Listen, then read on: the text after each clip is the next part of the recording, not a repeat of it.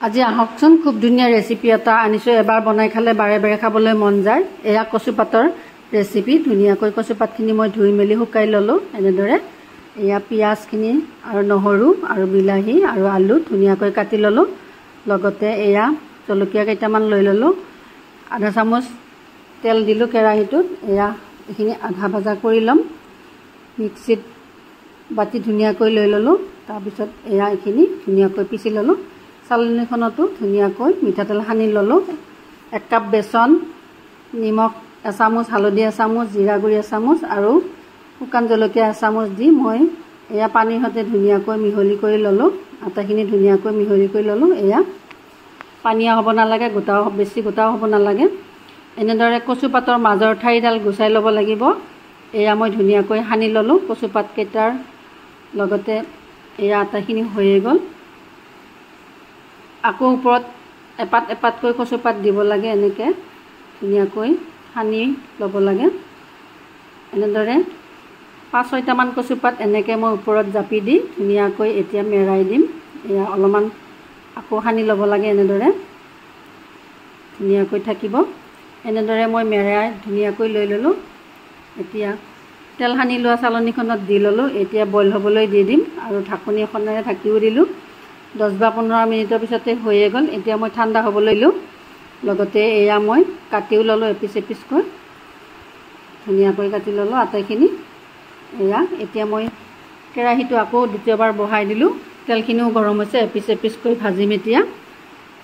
আটাখিনি দি ললো এতিয়া উলুটাই দিম উলট পালটকৈ দিয়াৰ পিছতে এয়া হৈয়ে গ'ল যিখিনি বেসন ৰৈ গৈছিলে কচু পাত ধুনীয়াকৈ কাটি লৈ এয়া পকৰি নিচিনাকৈ বনালো আৰু কেইটামান এনেকৈ বনাব পাৰি আলুখিনি মই আধা ভাজা কৰি লম এয়া ভাজি লোৱা হৈয়ে গ'ল দালচেনি ইলাচি জিৰা দি ললো ধুনীয়াকৈ এয়া পিছি লোৱা মছলাখিনি ধুনীয়াকৈ দি দিলো লগতে এয়া হ'বলৈও দিম কিছু সময় লৰাই দিয়াৰ পিছতে ধুনীয়াকৈ ভাজা লাগিব দি দিলো এয়া হালধি আৰু নিমখ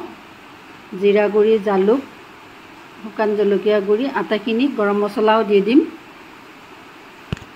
এনেদৰে কিছু সময় ভাজি ললো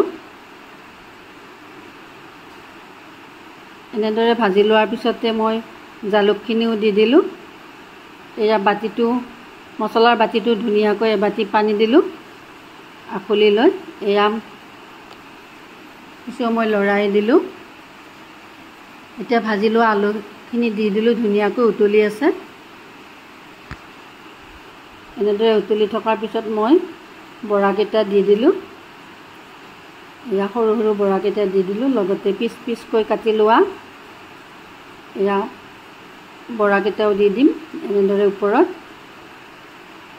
হৈয়ে যাব কিছু সময় পিছতে এনেদৰে কিছু সময় উতলিবলৈ দিলো এতিয়া ক্ৰীম বা দৈ নহলে কাজু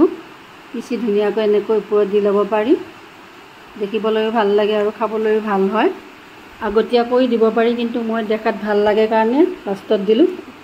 এনেদৰে বনাই খাই চাবচোন এপিচ এপিচকৈ ভাতৰ লগত দিব পাৰি ধুনীয়াকৈ পুনৰ এটা নতুন ভিডিঅ' দিয়াৰ আশাৰে আজিলৈ এৰিছো ধন্যবাদ।